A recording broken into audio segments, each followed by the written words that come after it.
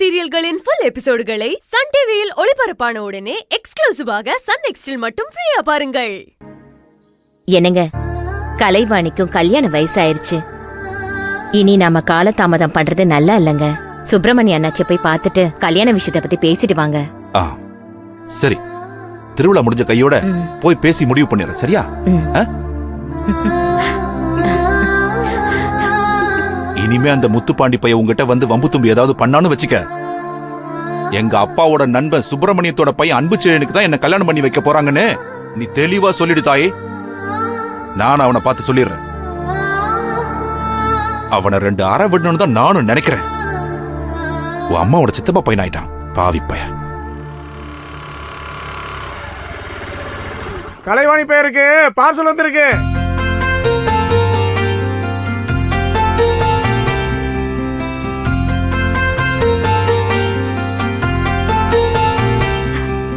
வாமா, இந்தாம்மா, அப்படியே இதுல ஒரு கையெழுத்து போடுற.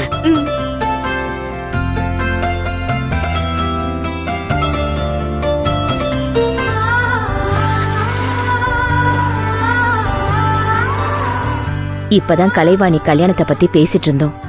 அவ வாழ போற வீட்ல இருந்து பார்சலும் பணமும் வந்திருக்கு. சகுனமும் நல்லா இருக்கு. எல்லாமே நல்லபடியா நடக்கணும் முருகா.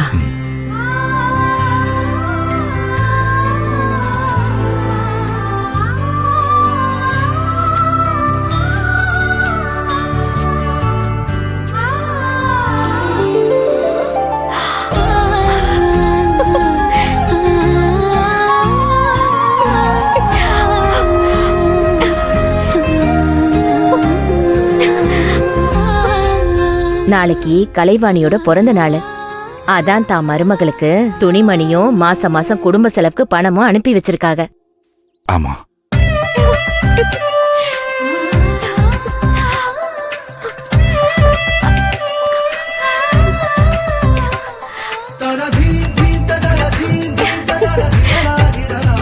அப்பா, அம்மா, இத பாருங்களேன். புது துணி சூப்பரா இருக்குல்ல?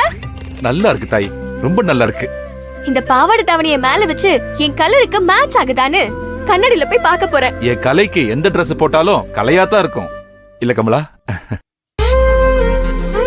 ஏ கலைவாணி, நீ கட்டிக்க போற வீட்ல இருந்து புது துணிமணிலாம் வந்த சந்தோஷத்துல முருகனுக்கு கட்ட வேண்டிய மாலைய கட்ட மறந்துடாத. அட, அத எப்படிமா நான் மறப்பேன்? அம்மாடி, முருகனை நினைச்சு மாலைய கட்டு, மாப்பிளைய நினைச்சுக்கிட்டு ஏனோ தானோன்னு கட்டிராத என்ன? அப்பா போங்கப்பா, எனக்கு வெக்கம் வருது.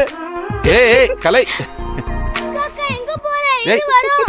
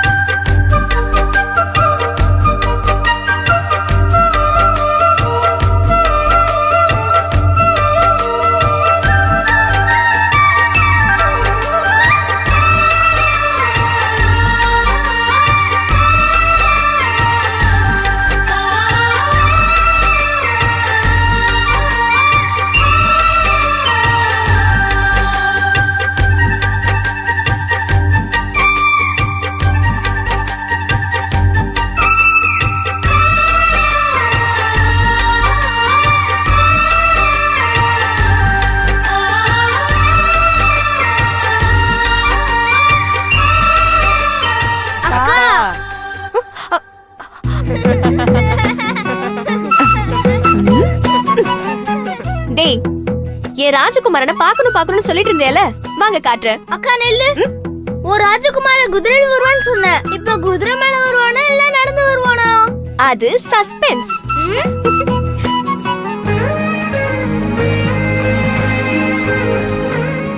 ஏங்க, உங்க நண்பர் சுப்பிரமணிய அண்ணாச்சி மாசம் மாசம் நம்ம குடும்ப செலவுக்கு தேவையான பணத்தையும் வருஷம் கலைவாணிக்கு துணிமணியும் அனுப்பி வைக்கிறாங்க. பல வருஷம் ஆகியும் அவங்க நம்மள மறக்கலன்னு என்னால புரிஞ்சுக்க முடியுது. ஆனா இது வரைக்கும் அவங்க நீங்க ஜெயில இருக்கும்போது ஒரு தடவை கூட வந்து பார்க்கல. அதே மாதிரி என்னையும் நம்ம புள்ள கலைவாணியை கூட வந்து பார்க்கல.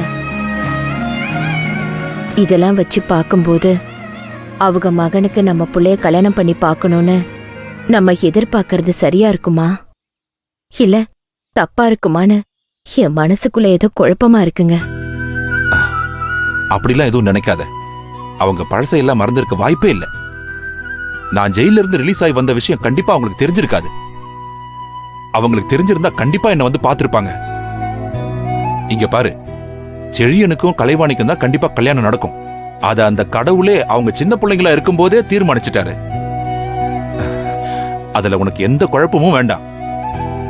அவங்கள நேர்ல பார்த்து பேசி ஒரு நல்ல முடிவுக்கு வருவோம். சரியா?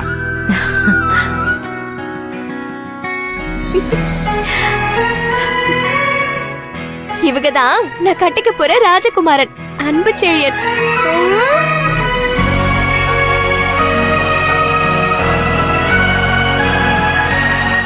என்னடா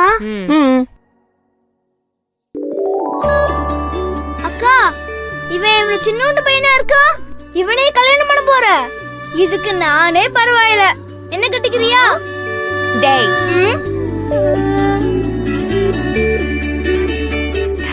இப்போ அவங்க ஒரு சூப்பர் ஹீரோவா சும்மா நச்சுன்னு ஆக்ஷன் ஹீரோ மாதிரி இருப்பாங்க.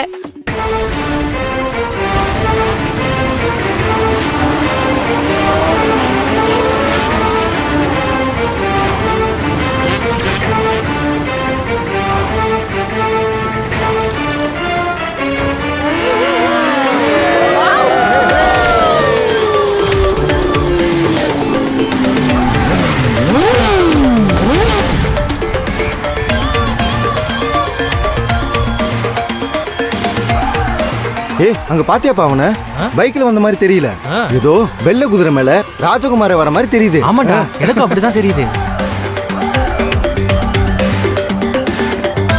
AMM motorcycle racing club நடத்தும் பைக் ரேஸ் போட்டியை தலைமை தாங்கி போட்டியை சிறப்பித்துக் கொடுக்க வருகை தந்திருக்கும் பிரபல தொழிலதிபர் Aadhi Sankari group of companies MD Mrs Aadhi Sankari அவர்களை வருக வருக என வரவேற்பதில் நாங்கள் பெருமகிழ்ச்சி அடைகிறோம்.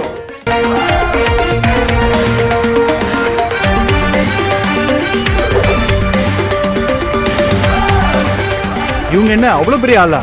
இவ்வளவு ஆர்ப்பாட்டம் பண்றாங்க? அவங்க என்ன நீ நினைக்கிற மாதிரி சாதாரண ஆளா? தொழில் சாம்ராஜ்யத்துல பெரிய சக்கரவர்த்திடா. ஓ அப்படியா?